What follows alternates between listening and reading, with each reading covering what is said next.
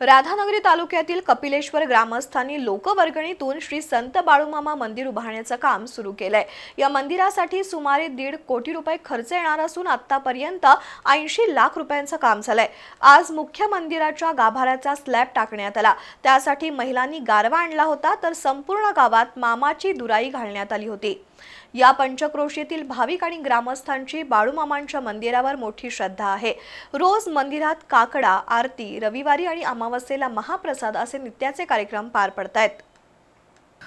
राधानगरी तालुक्यातील कपिलेश्वर इथं संत बाळूमामांचं मंदिर उभारावं अशी संत बाळूमामांची इच्छा होती। जुन्या काळातील भक्तांसमोर बाळूमामांनी तशी इच्छा व्यक्त केली होती। त्या अनुषंगानं साधू अण्णा भोसले कुटुंबियांनी मामांच्या मंदिरासाठी 10 गुंठे जमीन विना मोबदला दिली। यानंतर बाळूमामांचे भक्त, ग्रामस्थ आणि पंचक्रोशीतील भक्तांनी एकत्र येत 3 वर्षांपूर्वी इथं मंदिर उभारण्याचा संकल्प सोडला। कालांतरानं भक्तांचा ओघ वाढला आणि नित्याचे कार्यक्रमही सुरू झाले। सकाळी मामांची आरती, दिवसभर धार्मिक कार्यक्रम आणि संध्याकाळी हरिजागर, महिलांची भजनं असे दररोजचे कार्यक्रम सुरू झाले। दिवसेंदिवस भक्तांचा ओघ वाढत गेला आणि त्या ठिकाणी मंदिर उभारणीला सुरुवात झाली। 3 वर्षात सुमारे 1.5 कोटी रुपयाचं मंदिर उभारण्याचा संकल्प करण्यात आला। सध्या त्यासाठी 35 लाख रुपयांची लोकवर्गणी जमा झाली आहे, तर खासदार वंदनाताई चव्हाण यांनी 25 लाख रुपयांचा निधी दिलाय।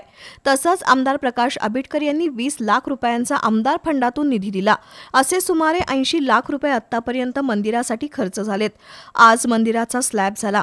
यासाठी गावातील महिलांनी गारवा आणला होता। विधिवत पूजा करून स्लॅबचा शुभारंभ झाला। यावेळी माहेर वाशिणींनी मोठी गर्दी केली होती। मंदिर पूर्ण करण्यासाठी संत बाळूमामा भक्त सदू अण्णा भोसले चॅरिटेबल ट्रस्ट काम करताय, तर मोठ्या प्रमाणात लोकवर्गणी जमा होतीये। रविवार आणि अमावस्ये दिवशी इथं महाप्रसाद असतो। लोकवर्गणीतून मंदिराच्या कामाला वेग आल्यानं लवकरच हे मंदिर पूर्ण होईल।